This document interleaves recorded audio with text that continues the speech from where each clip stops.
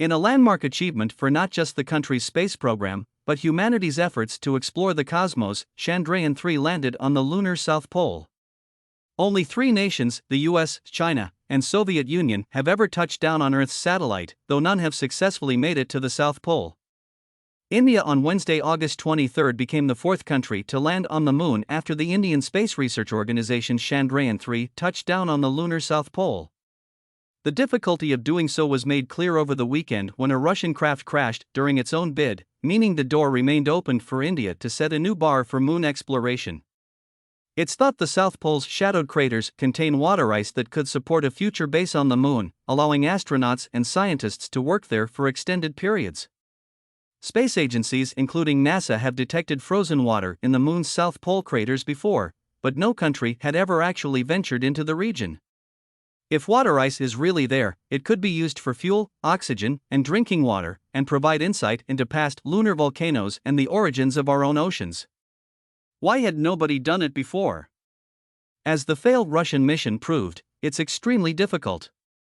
India knows only too well, with Chandrayaan-3's forerunner, you guessed it, Chandrayaan-2, having crashed near its proposed landing site in 2019. It managed to deploy an orbiter, but the lander and rover meant to actually reach the surface were destroyed.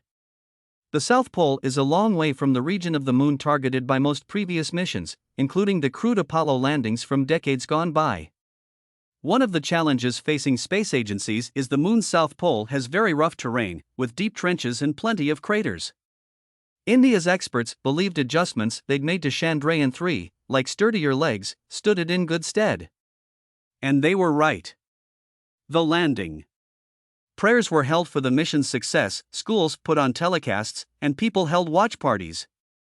Prime Minister Narendra Modi had drummed up the hype, hailing the mission as a new chapter in India's space odyssey that would elevate the dreams and ambitions of every Indian. Chandrayaan-3's mission was short and sweet. "We have a soft landing on the Moon," the Prime Minister was told by engineers at India's space research organization, where there were scenes of delirious celebration.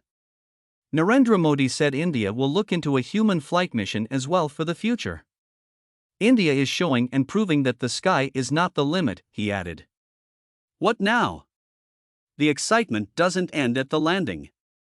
After a few hours, the spacecraft's lander deploys a rover that will spend 2 weeks gathering rock samples, images, and data.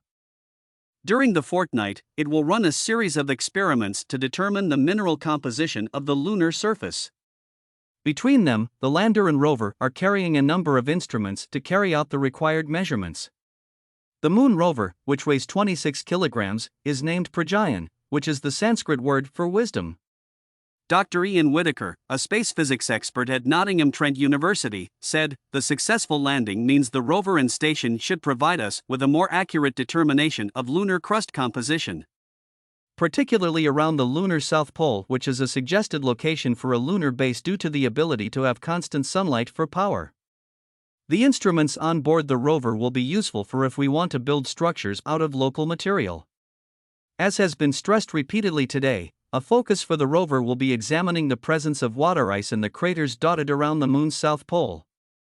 We know from previous missions that it's there, but this is the first opportunity to get up close.